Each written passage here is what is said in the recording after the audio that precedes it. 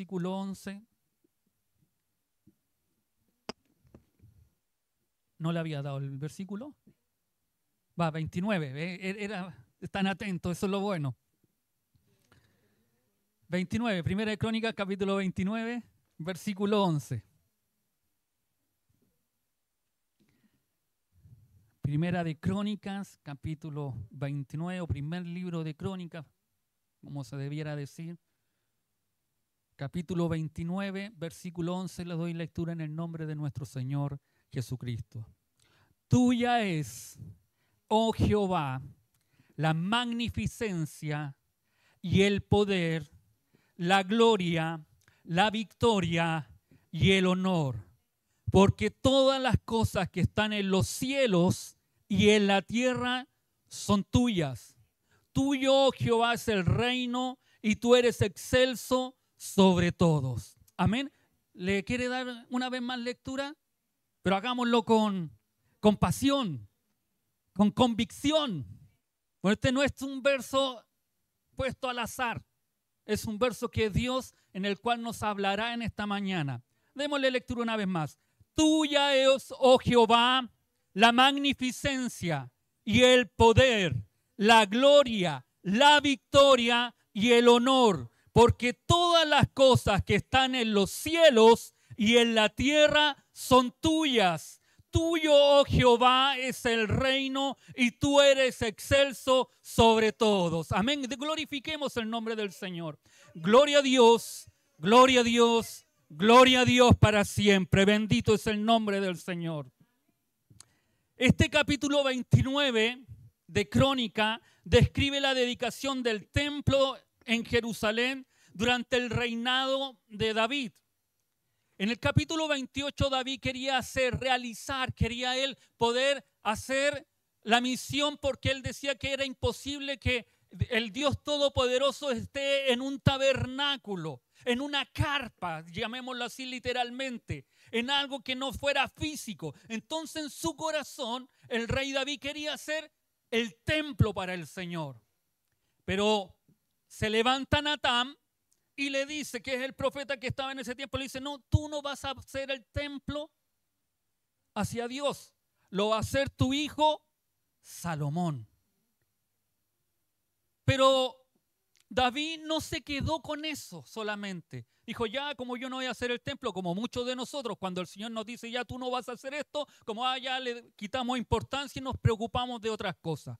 No, David se siguió preocupando, aunque yo no lo pueda hacer, Señor, yo voy a hacer las gestiones, voy a hacer todo lo que esté a mi alcance para que por lo menos mi hijo te construya el templo.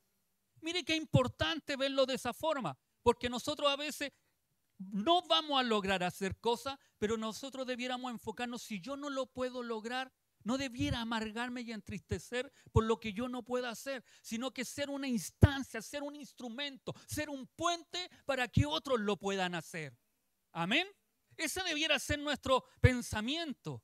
Eso debiera ser, quizás otros, los que recién están naciendo, quizás los que recién se van a convertir, van a llegar a hacer mayores cosas que las nuestras o que lo que nosotros pudimos hacer, pero ser ese puente para que ellos lo puedan hacer, como lo hizo David. David dice en la escritura que en el capítulo 29 dice, presenta a Salomón como el nuevo monarca, como el nuevo rey, y le dice, acéptelo, él es joven y necesita su ayuda. Pero después de eso él dice que hizo una ofrenda, él dio al Señor y empieza a enumerar las cosas que él dio. Y después de eso, David invita al pueblo también a dar. No nos vamos a enfocar en la ofrenda que David realizó o la que el pueblo dio, sino en las declaraciones que David realizó desde el verso 10 en adelante. La importancia que tienen estas palabras en esos momentos y que cobran fuerza hoy en día, que nos van a inyectar de ánimo para cada uno de nosotros, conociendo al Dios que servimos. En un mundo lleno de circunstancias, de incertidumbre, de cambio, donde muchas veces vemos que reina la maldad y el pecado, hay algo permanente y constante, firme, que a pesar de todo lo que pueda realizarse, incluso pensar que a veces el control no lo tiene Dios, sino que lo tiene el enemigo, lo tiene Satanás. Y muchas personas piensan hoy en día que Dios reina, Dios es soberano, Dios es creador, pero está y gobierna arriba. Y aquí en la tierra gobierna y la soberanía la tiene el otro ser. Tan lejos, y nosotros podríamos decir tan fácil a lo mejor, si eso es verdad. Pero cuál mentiroso y cuál desconocedor de las Escrituras son esas palabras o esa conjetura que uno puede tomar. Porque todas las cosas, ya sean buenas o malas, Dios tiene el control de todo. Amén. Yo creo eso. Yo creo que Dios tiene el control de lo bueno y de lo malo. Pero pastor, ¿por qué se levantan tantas leyes? ¿Por qué hay tanta maldad? ¿Por qué hoy quieren, todo se está confabulando para que todos dejen a Dios? Pero la Escritura lo dice, que en esos tiempos, cuando la maldad se multiplique, en los días de Noé, ¿qué dice la Escritura? ¿Quién va a venir cuando los hombres se estén dando en casamiento? Cuando la maldad ya llegue hasta el colmo, ¿quién se va a manifestar? La Escritura dice que se va a manifestar Cristo. Y yo creo en eso. Yo creo en eso. Por eso nosotros debemos conocer lo que la palabra de Dios dice. No que acepte aquellas cosas, y debo trabajar y enfocarme en poder, como iglesia, como pastor, como miembro, poder guiar siempre a que no nos conformemos con aquellas cosas, sino que educar a los que el Señor nos da y enseñarles que aquellas cosas no están bien. ¿Van a ocurrir? Sí. ¿Van a pasar? Sí. ¿Queremos que pasen? No. Pues yo no quiero que pasen esas cosas. Dios tampoco quiere, pero la maldad del ser humano que se ciega, se cierra a servir a Dios hasta que Dios una. Y comentábamos con la pastora durante la semana de que Dios una y otra vez le daba la oportunidad al pueblo de Israel, pero el pueblo de Israel no entendía o no comprendía. Llegamos, no recuerdo qué libro era ese, que Ezequiel, que decía y da su profecía que en el tiempo de Daniel y todas aquellas cosas, si estuviera Noé, Daniel y alguien más, me parece que fue la predicación que hizo Daniel el día martes. Y analizábamos y decíamos, Daniel, Noé y Job, si estuvieran en ese tiempo, claro, Daniel fue llevado cautivo años antes de que Ezequiel, pero el pueblo no entendió, no comprendió. Y les enseñó, y por eso Ezequiel se levanta y le da otra profecía. Va a haber destrucción. Por eso es tan importante que nosotros conozcamos la Escritura, sepamos de ella, aprendamos de ella, porque aprenderemos del Dios que es verdadero, el Dios que es real, el Dios que pueden pasar muchas cosas, pero su soberanía, la soberanía de Dios es firme. Amén. Y no solo firme, sino que también es constante. En medio de la vida cotidiana es fácil perder la vista de la realidad de quién está detrás de todo lo que sucede. Y más aún cuando muchas personas que aunque reconocen a Dios creador de todas las cosas, lo piensan y creen en un Dios que gobierna solo en los cielos y no en este mundo, dado el control al ser humano. Normalmente hay personas que dicen, yo soy el que gobierno aquí, yo gobierno mi vida y la llevo como yo quiero. Si usted está pensando de esa forma, de gobernarse a sí mismo, déjele el señorío de su vida a Dios. Deje que Él gobierne, que Él decida. Y cuando eso sucede, cosas poderosas suceden en nuestras vidas. En este verso el rey David nos recuerda la verdad fundamental de la soberanía de Dios. David nos enseña a reconocer y adorar la grandeza, el poder, la gloria, la victoria y la majestad de Dios. Después de recolectar la ofrenda donde el pueblo se alegró en participar, que el rey le haya permitido participar, el mismo rey se alegra. En el verso 10 dice la Escritura, asimismo se alegró mucho el rey David y bendijo a Jehová delante de toda la congregación. Y dijo David, bendito seas tú, oh Jehová, Dios de Israel, bendito seas tú, oh Jehová, Dios de Israel, nuestro Padre, desde el siglo hasta el siglo. Esta es una de las más grandes oraciones de las Escrituras y ciertamente del Antiguo Testamento. Presenta una gran amplitud, majestuosa y plena muestra de adoración, alabanza y expresiones de gratitud. Nos habla de los atributos de Dios, de las perfecciones que Dios tiene. Este verso 11 nos habla de aproximadamente 5 o 6 manifestaciones, perfecciones que Dios tiene. Pero también no solo vamos a hablar de estas perfecciones, de los atributos que Dios nos da, sino que también vamos a ver cómo estos atributos también reflejan a Cristo, a este Cristo que vino años después. No nos olvidemos nunca que cuando hablamos del Antiguo Testamento debemos que mostrarlo también en el Nuevo Testamento, cómo habla esto de Cristo. Tuya es, verso 11 dice, tuya es, oh Jehová, la magnificencia. Este es un término que se utiliza para describir algo o alguien que es grandioso, impresionante y lleno de esplendor. En otras traducciones se traduce como grandeza. Tuya, oh Jehová, la grandeza y el poder. El uso del Antiguo Testamento enfatiza la gloria del soberano de Dios.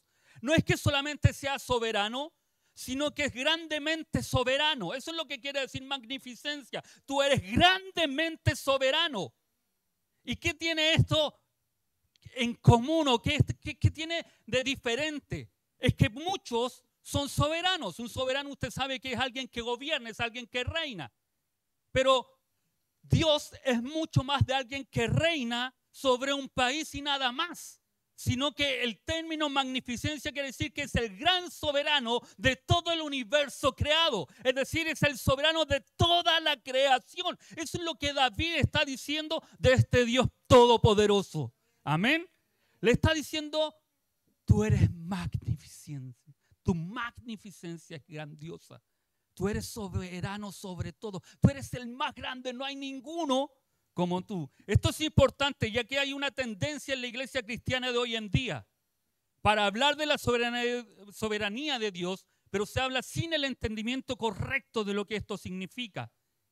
El hecho de que Dios es soberano no significa solamente que es Dios, que es poderoso y que sabe todo, sino que es infinitamente grande. Es infinitamente magnificente en todo. Es quien y es lo que hace. Podemos ver las maravillas hoy en día y asombrarnos de todo lo que el ser humano ha hecho. Y uno puede ir a ver, puede ver el Coliseo, puede ver las grandes catedrales, puede ver los grandes estadios y uno dice, oh, qué maravilloso. Y uno queda como asombrado, esplendoroso. Y uno dice, oh, no hay nada que, ¿cómo lo hicieron? Ve las pirámides y todavía están ahí preguntándose cómo pudieron mover esas piedras, cómo pudieron hacer esto, y que uno queda como asombrado a aquellas cosas. Pero la palabra magnificente está diciendo, Dios es más grande que eso. Amén. Aún hay culturas, creencias y doctrinas que adoran y se ciñen aún a lo que Dios ha creado, dándole más importancia a lo creado que al creador. Vemos cómo adoran los astros, la naturaleza, animales, etcétera, y usted lo puede ver en un sinfín de cosas. Personas que le piden y tienen sus cosas, sus reliquias dentro de sus propios hogares, donde pensando en aquellas cosas que uno, como les decía hace mucho tiempo atrás, mi mamá tenía sus elefantes y le tenía puesto $1, un billete de 1000, o doblar el dólar que quede en pirámide, eso te va a traer buena suerte. No, amado hermano, eso no te va a traer buena suerte. Lo que a ti te va a hacer una bendición es confiar plenamente en el Señor. Es creer en las promesas del Señor. Es creerle a este Dios poderoso, a este Dios que es magnificente.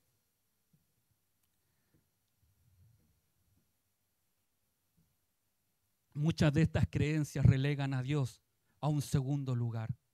Y es lamentable ver que nosotros muchas veces tenemos a Dios en vez de tenerlo en primer lugar. Le damos más importancia a muchas cosas. Hay quienes adoran los árboles o le dan más importancia. Usted ha escuchado a la Pachamama, la tierra, todas esas cosas, a los astros le adoran. Y a veces caemos en eso. Los animales en otros países prefieren morirse de hambre. Prefieren morirse de hambre en vez de sacrificar o comer de un animal. y son cosas reales que existen hoy en día, le dan más importancia a lo creado que al Creador. Amén.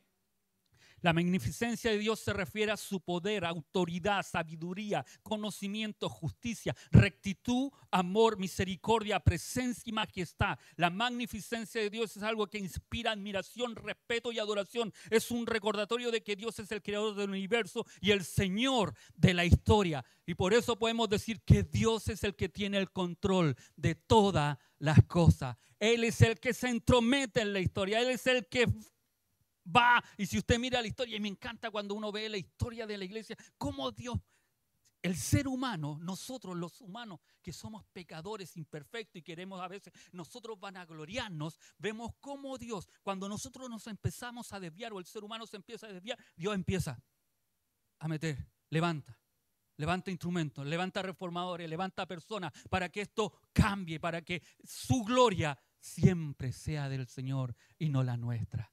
Amén. Dios necesita hombres y mujeres que le crean, que se levanten, que estén ya hastiados de la religiosidad, de las tradiciones y sirvamos a un Dios verdadero, real, donde Él sea adorado, exaltado, loado por los siglos de los siglos. Después de la magnificencia dice, y el poder. El poder es un término que se utiliza para describir la capacidad de realizar algo, de lograr un objetivo o de influir en una situación. En el contexto, en este verso se refiere a la capacidad de Dios para realizar grandes cosas, para cumplir su propósito y para gobernar el universo. Es decir, quien es magnificente, quien es el más grande, también tiene el poder de poder gobernar. Amén. La raíz de la palabra poder viene de la guerra, fuerza, vitalidad de un gran guerrero exitoso y sin duda esta perfección describe muy bien la grandeza de Dios, ya que Él es el tan exitoso que nunca ha sido vencido en batalla y eso lo hace glorioso y poderoso. Amén. La Escritura lo describe como Jehová de los ejércitos y enfatiza que tiene el poder de todos los poderes del mundo y terrenales. Isaías 44:6 dice, así dice Jehová, Rey de Israel, y su Redentor, Jehová de los ejércitos, yo soy el primero y yo soy el postrero, y fuera de mí no hay Dios. ¡Wow! ¡Qué declaración que hace Isaías! Isaías está en un tiempo donde ya los reyes existían. No nos olvidemos de que cuando comienza Isaías hasta llora porque muere Uría y dice, ¿y ahora qué va a ser de nuestra nación? ¿Qué va a ser de nuestro pueblo? Y es ahí donde también le muestra el Señor y ve un gran trono blanco que ve al Señor sentado ahí y Él teniendo el control de todas aquellas cosas. Pero Isaías está diciendo, así dice Jehová, Rey de Israel, Jehová de los ejércitos, tu Redentor. Yo soy el primero y yo soy el postrer. Y fuera de mí no hay Dios. Amén. Ese es el Dios que usted sirve. Ese es el Dios que yo adoro. Ese es el Dios en el que yo he creído. Es magnificente, es poderoso. El poder de Dios demuestra su gloria. Dios dispuso leyes que regularán la naturaleza. Y usted sabe de eso, ¿cierto? Y todo lo que existe, Dios las estableció, todas las leyes que hay en el mundo y todas las que se conocen fueron establecidas por Dios. Y si hay algo que a mí me sorprende y que todavía algunas creencias, algunas enseñanzas creen que la tierra gira y gira, porque la tierra gira, ¿cierto? Pero en la nada. En otras creencias van a decir no, que la sostiene un elefante, que en otras doctrinas, enseñanzas que hay que son heréticas. Pero si usted mira, la tierra gira en la nada. ¿Cierto? Cuando yo quiero hacer girar un balón, tengo que sostenerlo y hacerlo girar yo, ¿cierto?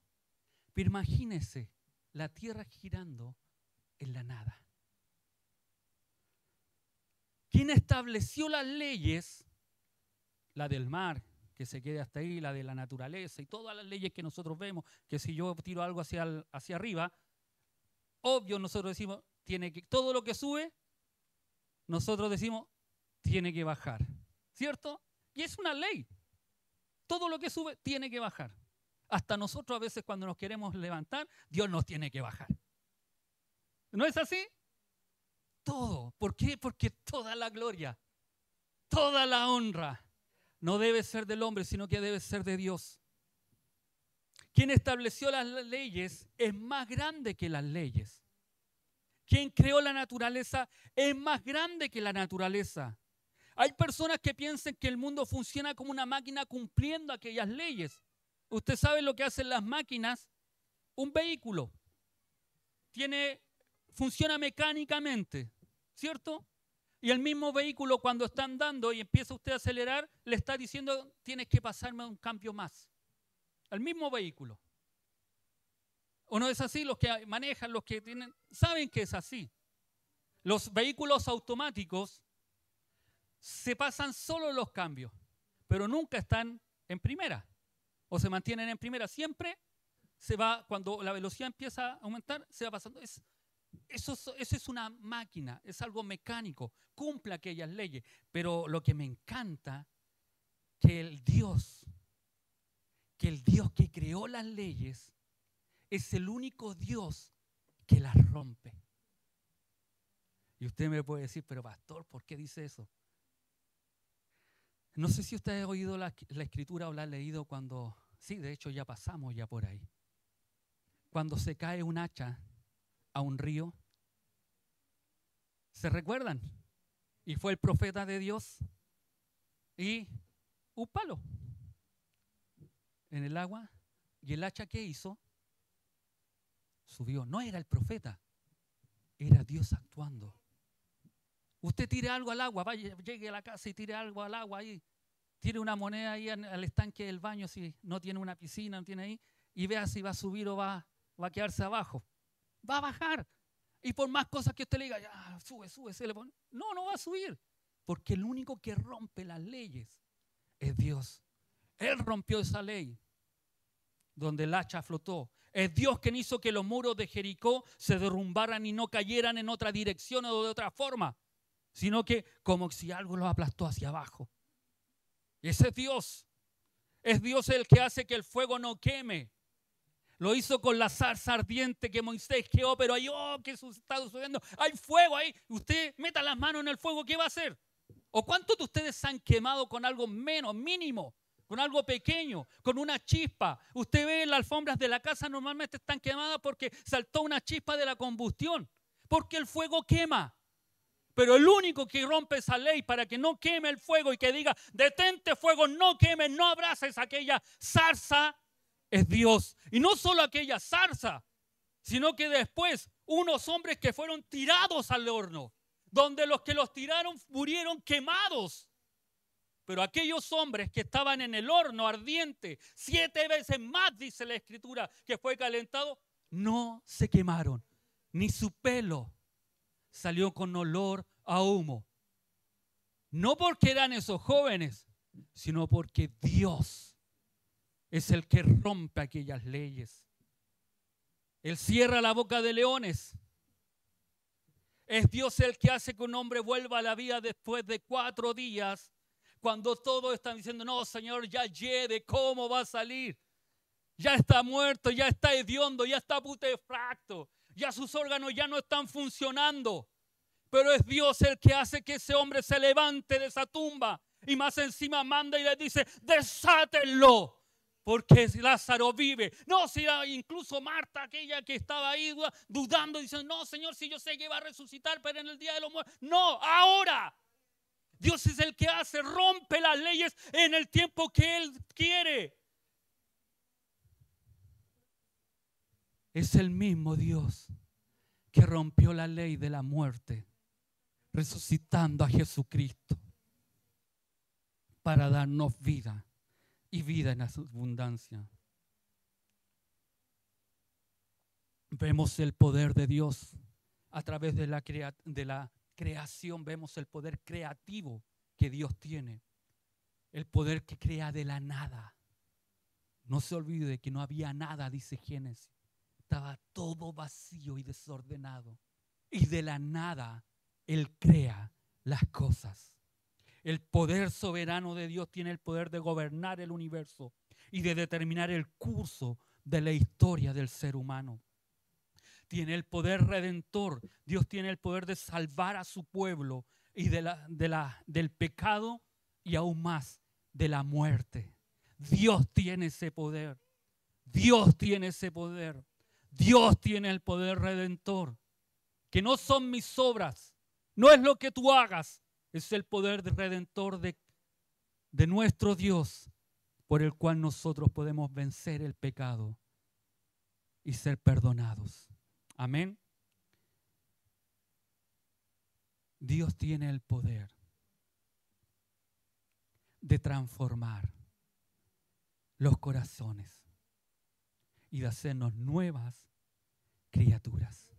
Este poder no está en una iglesia, ese poder no está en un pastor, no está en los oficiales, ni en los profetas, ni en ninguna persona que se quiera atribuir ese poder. Ese poder de transformar el corazón más sucio, más pecador, no está en nosotros. Ese poder está en Dios. Él es el que transforma. A través de su Espíritu Santo nos somos transformados, regenerados, cambiados, justificados, salvados, santificados en el poder de Cristo. Amén. El poder de Dios es omnipotente. Dios puede hacer todo lo que quiere. Es infinito, no tiene límite. Es eterno y no cambia. El Dios que usted y yo servimos es un Dios que no cambia. Es un Dios eterno, es un Dios infinito. Yo voy a perecer. Este cuerpo se va a poner hediondo, sí. Pero mi Dios no. Amén. Después de decir que tuyo, oh Jehová, es la magnificencia, tuyo es el poder, le dice tuya es la gloria. Wow, este término se utiliza para describir la belleza, el esplendor y la majestad de Dios. Ser deslumbrados por su gloria, resplandor, hermosura. Juan en Apocalipsis 4, 2 y 3 dice el aspecto de quien estaba sentado. Y esto a nosotros debiéramos maravillarnos. ¿Quién es nuestro Dios? La hermosura que tiene Él. Cuando hablamos de su gloria vemos la belleza de este Dios maravilloso. Dice Apocalipsis, y al instante, este era Juan, yo estaba en el Espíritu y he aquí un trono establecido en el cielo y en el trono uno sentado. Y el aspecto del que estaba sentado era semejante, escuche, a piedras de jaspe y de cornalina. Y había alrededor del trono un arco iris semejante en aspecto a la esmeralda. Una hermosura, una gloria maravillosa. Algo indescriptible a lo mejor para nosotros. Y eso significa cuando nuestro Dios es soberano, cuando vemos la gloria de Dios es porque Él es maravilloso, es hermoso, es algo que usted y yo no podemos describir con nuestras simples palabras. Porque la gloria de Dios llena la casa, lo llena todo. Es más de lo que la mente humana pueda imaginar. Por eso debemos tener una actitud de reverencia al estar frente a la presencia y el poder de Dios. Cuando estamos frente a la gloria de Dios, nosotros debiéramos tener reverencia. Cuando estamos frente al poder de Dios, nosotros debemos rendirnos ante Él. Porque es tremenda hermosura. Apocalipsis sigue diciendo después, usted lo puede ver en su casa, cómo estaban aquellos ancianos adorándole y postrándose a Él, que incluso termina versículos posteriores diciéndole, lanzaban sus coronas, diciéndole, Él es santo, santo, santo. Es hermoso, es maravilloso este Dios todopoderoso. Algunos aspectos de la gloria de Dios son la presencia de Dios entre su pueblo. Si hay algo que a Dios le encantaba, le maravillaba, que esta gloria del Dios todopoderoso, del creador de todas las cosas, le encantaba estar entre su pueblo. ¿Sí recuerdan cuando el pueblo de Israel pecó, hizo un becerro y dio y adoraron y bailaron y saltaban delante de ese mono, todo eso, y después Dios los quería consumir, le dijo no, todo eso, y Moisés va, levanta la tienda y dijo ¡pum! El que quiera tener la gloria de Dios, levántese y venga. ¿Se recuerdan? Y cuando la gloria de Dios se manifestaba en esa chequina, en esas tiendas, en una humilde tienda que Moisés levantó en ese lugar, dice la Escritura que el pueblo salía y se ganaba en su tienda con temor, viendo cómo la gloria de Dios estaba. Solo Josué se atrevía a ir a estar ahí. Eso era en el Antiguo Testamento. Pero en el Nuevo Testamento la Escritura dice que cuando Cristo murió, consumado es, tetelestai, y se raja desde arriba hacia abajo, de abajo hacia arriba, como sea. El acceso que había hacia llegar a la presencia de Dios, porque Dios quiere mostrar su gloria en medio de su pueblo. Hoy usted no necesita un intercesor. Hoy usted no necesita que alguien ore por usted. Es usted el que debe orar para buscar la presencia de Dios. Usted no necesita un culto y llegar aquí para que Dios se manifieste en su vida. Dios se puede manifestar en su vida, en su propio hogar, cuando usted ora y busca la presencia de Dios. Porque la gloria de Dios se entremete. Él quiere tener una relación con cada uno de sus hijos. Amén.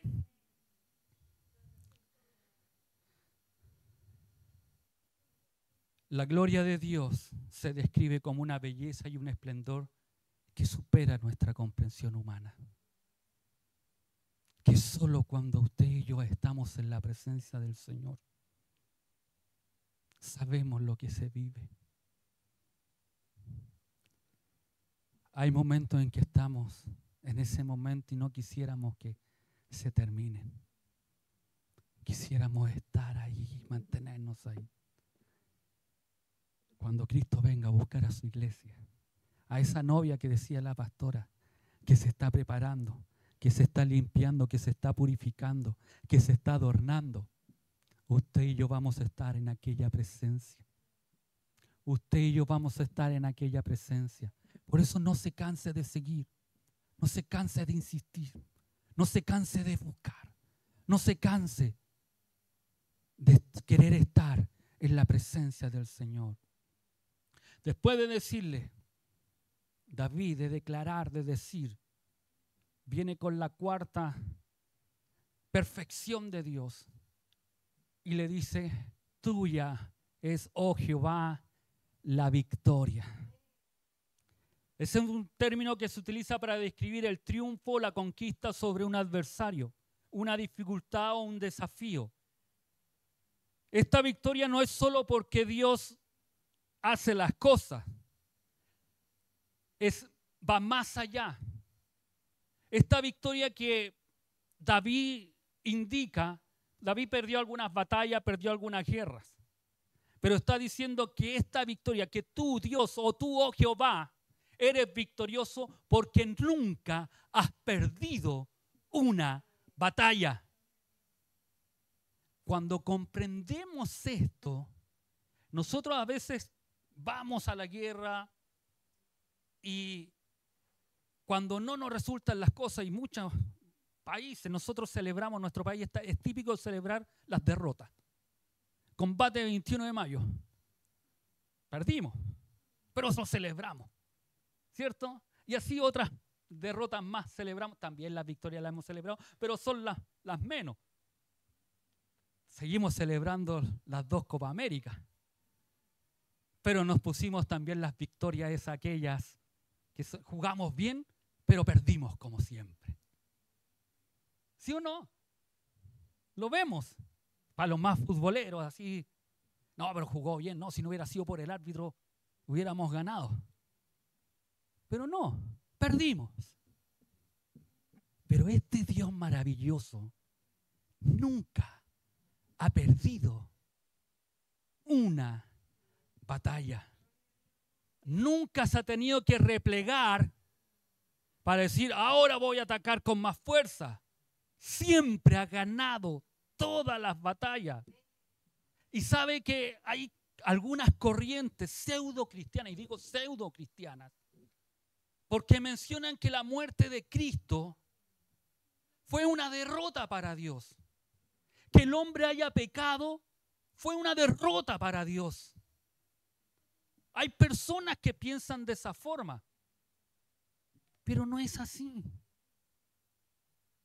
Para el mundo judío de la época, cuando Cristo murió, que su Salvador, su Redentor, el que venía, el Mesías prometido, muriera en la cruz, significaba una derrota. Pero no es así. Mire lo que dice Hechos, capítulo 2, versículos 23 y 24.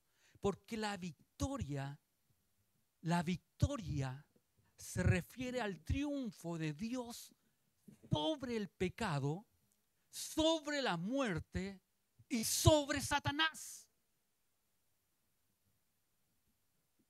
Sabe que el que Cristo haya muerto ahí es para cantar, levantarse y cantar victoria sobre el pecado, sobre la muerte y sobre Satanás. ¿Qué dice Hechos 2, 22, 23 y 24? Dice, a este entregando por el determinado consejo y anticipado conocimiento de Dios. No es que Dios no haya sabido, no es que a Dios se le han ido las cosas de la mano como algunos piensan, como a usted y a nosotros se nos van las cosas de la mano, pero a Dios no. Dice, el consejo y anticipado conocimiento de Dios. Prendisteis y matasteis por manos de inicuos. Está hablando de que los fariseos prendieron a Jesucristo. No nos olvidemos, Hechos 2, ya lo hemos visto, pero es bueno recordarlo, que Pedro le está hablando a los fariseos y le está diciendo, ustedes prendieron y mataron por manos de inicuos, crucificándole al cual Dios levantó, suelto los dolores de la muerte, por cuanto era imposible que fuese retenido por ella. Si hay algo que no podían hacer, era retener a Cristo. Amén. Y Él resucitó. Por eso decimos que la victoria es del pecado, porque a través de Cristo nuestros pecados son borrados. De una vez y para siempre. No todos los años como lo hacían por costumbre ellos. De una vez y para siempre. Venció la muerte solo Cristo. Resucitó y venció. Y diciéndole así, creías que me habías muerto. Creías que me iba a quedar ahí, como diciéndole, mira. Y se glorificó. Victoria sobre el pecado. Dios ha triunfado sobre el pecado a través de la muerte y resurrección de Cristo. Victoria sobre la muerte porque Dios ha triunfado sobre la muerte a través de la resurrección de Jesucristo. Y victoria sobre el maligno porque Dios ha triunfado a través de la obra de Jesucristo en la cruz. Porque el maligno ya no nos tiene atados. Ya no nos puede tener atados porque Dios nos ha dado dominio propio y nos ha dado las llaves de la victoria. Después sigue diciendo David, después de decirle que tú, oh Jehová, es la magnificencia, el poder, la gloria, la victoria, le dice, tuyo, oh Jehová, es el honor. En el término que se utiliza para describir, quiere decir la dignidad, el respeto y la estima que se tiene hacia alguien o algo. Es el respeto que se le debe a Dios, es el único ser que merece toda alabanza. Eso es lo que está queriendo decir.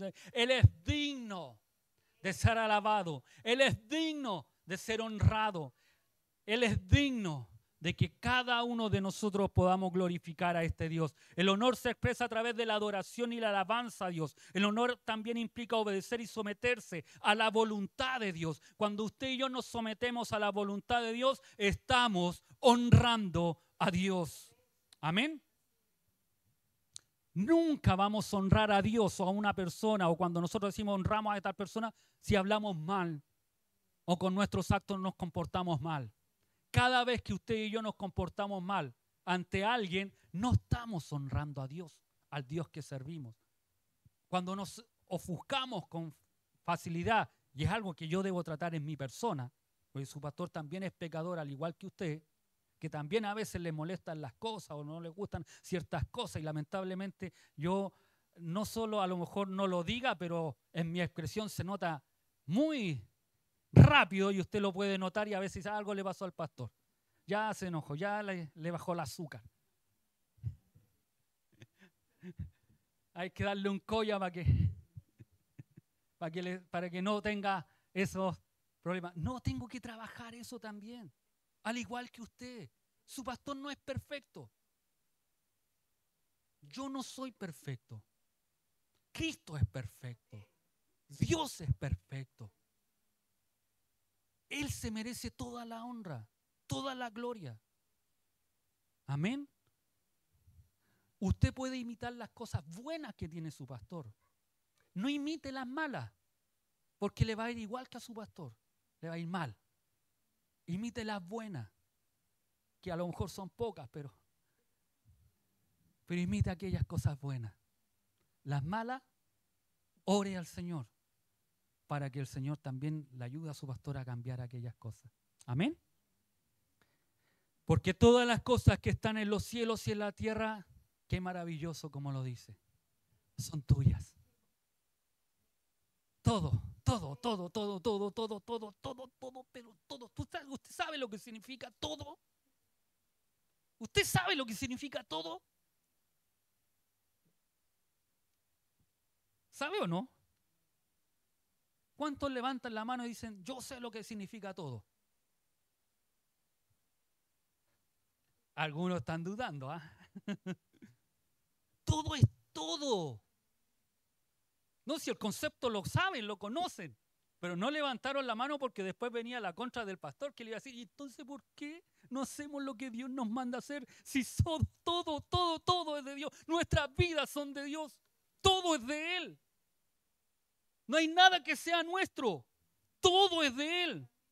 Tu casa, tu perro, tu gato, tu economía, tus cosas son de Él. No son tuyas, son de Él y para Él. Amén. Pero como no queremos dejar aquellas cosas, preferimos decir, no, si el pastor preguntó, si no, yo no, prefiero decir que no sé qué todo. Lo que es. Porque a veces cuando no lo hacemos, nuestro todo es como decir, es todo, pero esto no. No sé si le ha pasado eso. Pero decimos al Señor, sí, Señor, yo sé que tú eres dueño de todo, pero esto, déjamelo, Señor. No, cuando decimos todo, o cuando la Escritura dice que todo es de Dios, todo, todo, todo, todo, todo es de Dios. Amén. Debemos irnos con este concepto.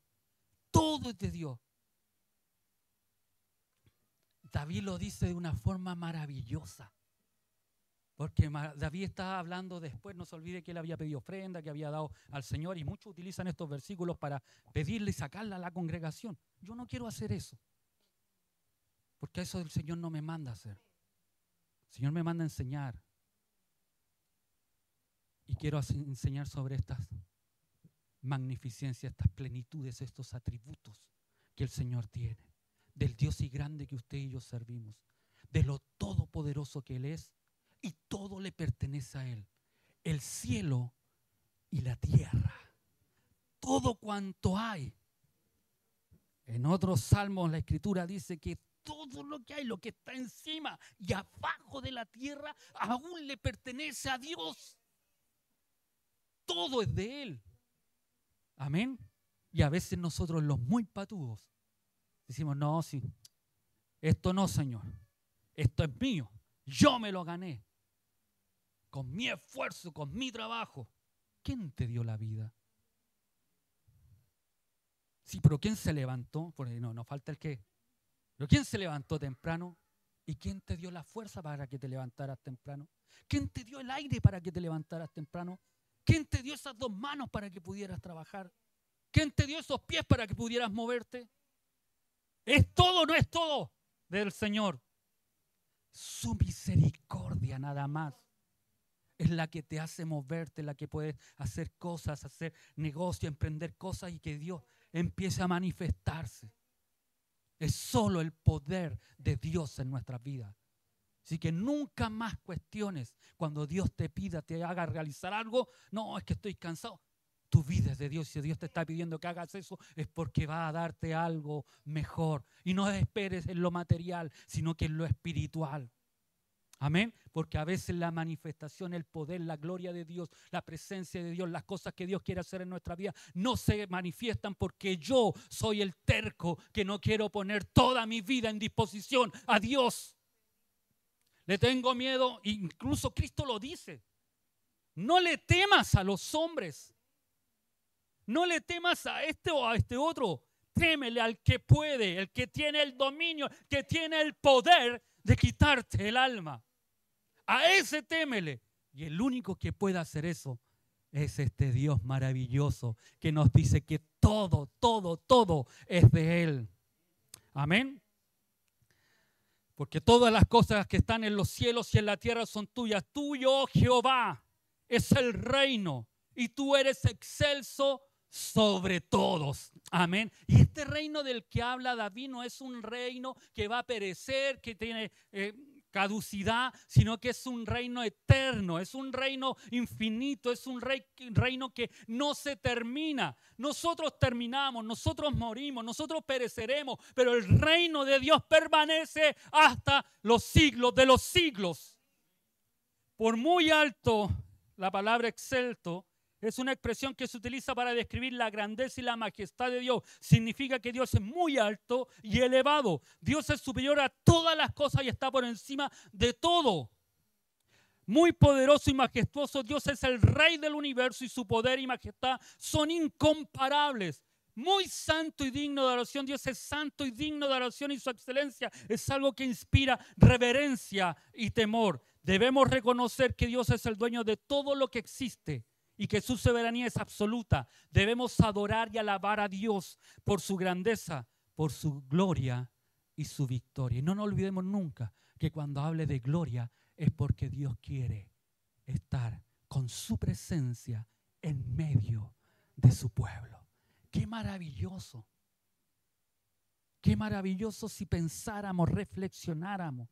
Que después cuando estemos almorzando y usted vea su mesa, ya sea abundante o lo que tenga, y usted diga, gracias Señor, porque esto es tuyo y lo quisiste compartir con mi vida, con mi familia. Gracias Señor, porque esto te pertenece a ti y tú dejaste que esto estuviera hoy y yo pudiera comerlo. Debemos reconocer que Dios es el dueño de todo lo que existe y que su soberanía es absoluta. Debemos adorar y alabar a Dios por su grandeza, poder, por su gloria y victoria. Debemos reconocer que la gloria y la victoria no son logros humanos, sino que son dones de la gracia y la misericordia de Dios. Debemos vivir bajo la autoridad de Dios, reconociendo que su reino es supremo y que su voluntad es la que debe prevalecer. Pero todo esto que hemos dicho, todo esto que el Señor nos ha enseñado, nos ha hablado, nos ha motivado, todo esto no tendría sentido si no estuviera relacionado con Cristo. 1, la soberanía de Dios. Y le vamos a pedir a nuestros hermanos que están ahí en multimedia que nos ayuden.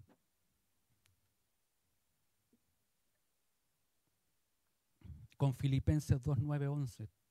El versículo habla de la soberanía de Dios sobre todo lo que existe.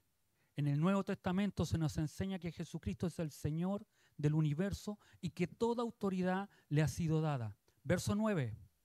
Por lo cual Dios también le exaltó hasta lo sumo. ¿A quién? A Cristo. Y le dio un nombre que es sobre todo nombre. ¿Qué dice el 10? Para que en el nombre de Jesús se doble toda rodilla de los que están en los cielos y en la tierra y debajo de la tierra. Verso 11. Y toda lengua confiese que Jesucristo es el Señor para gloria de Dios Padre. Amén. El Dios que está cantando, que está adorando David, es el mismo Dios que a nosotros nos salvó y nos rescató. Ese Dios soberano, ese es Cristo. Amén. Él es soberano. La Escritura dice que Él es el soberano, es el sumo, quien Dios exaltó. Vemos la grandeza y el poder de Dios en el versículo de 1 Corintios 1:24 nos dice, más para los llamados así judíos como griegos, Cristo, poder de Dios y sabiduría de Dios. Él es la sabiduría más importante. Y no solo eso, sino que el poder de Dios se manifiesta en Colosenses 1:15 al 17. Dice, Él es la imagen del Dios invisible, el primogénito de toda creación, porque en Él fueron creadas todas las cosas, las que hay en los cielos y las que hay en la tierra, visibles e invisibles. Esto es maravilloso. Pues nosotros a veces pensamos que solamente lo que vemos es de Dios, pero lo invisible también es de Dios. Sean tronos, sean dominios, sean principados, sean potestades, hasta las potestades, hasta aquellos que nos hacen, nos pellizcan los pies, los tobillos, aquellos que nos quieren hacer resbalar, también fueron creados por medio de Él y para Él. Verso 17. Y Él es antes de todas las cosas y todas las cosas en Él subsisten. No hay nadie más grande que Cristo desde la eternidad hasta la eternidad. El alfa y el omega, principio y fin. Todo el poder, toda la victoria, toda la grandeza y el poder es de Cristo. Amén.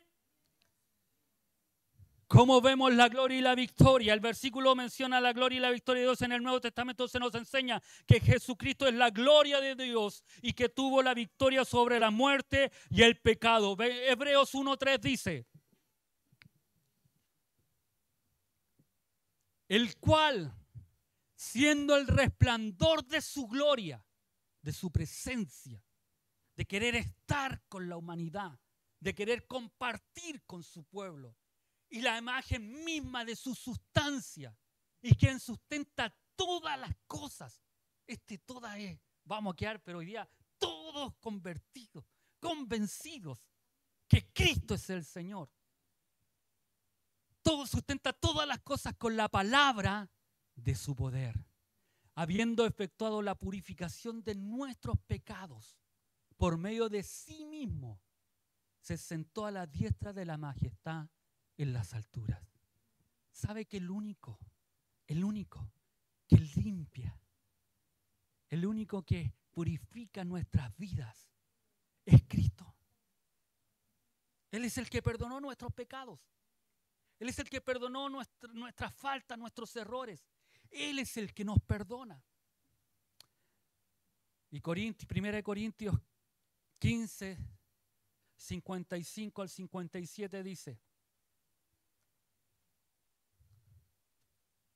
1 Corintios 15, 55 al 57 dice, y esto es maravilloso, porque incluso lo cantamos.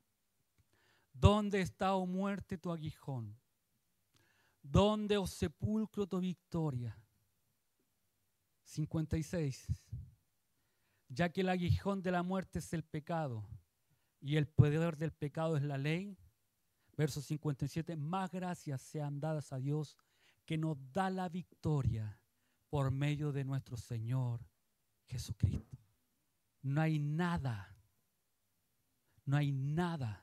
que Cristo no pueda vencer. Y en Él tenemos victoria.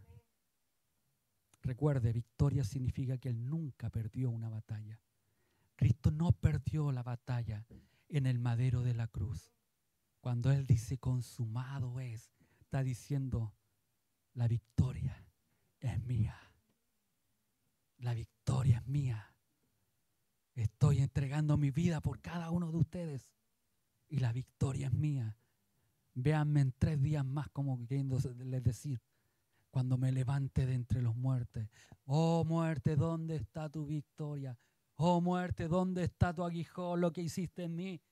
Yo la vencí. Yo la vencí, dice Cristo. Es ahí donde tú y yo tenemos nuestra victoria, en la resurrección de Cristo.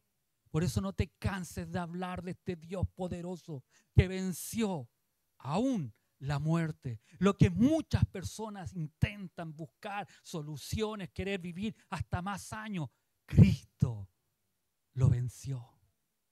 Amén. La majestad de Dios,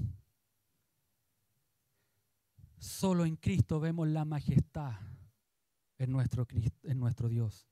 El mismo Hebreos 1:3 que ya leímos anteriormente muestra que la majestad solo está en Cristo. Como creyentes en Cristo debemos recordar que Jesús es el Señor del universo y que toda autoridad le ha sido dada. Debemos reconocer su soberanía en nuestras vidas y adorarlo con gratitud y amor. Ninguna otra cosa más debemos hacer. Solo Él se merece toda la honra, toda la gloria, porque Él es digno de ser alabado. No hay ningún ser en esta tierra y en los mundos que muchas personas quieran poner, ni en los multiversos de Marvel, que no se compare a la magnificencia, al poder, a la gloria, a la victoria, al honor y lo excelso y soberano que es nuestro Dios. No hay nada, nada en este mundo y en los mundos que las personas quieran poner, que existan o no existan, solo Él es soberano y todo depende de Él. Y en esta vida usted y yo podemos darle gracias al Señor porque podemos honrarlo y bendecirlo. Amén. Póngase de pie, vamos a orar al Señor.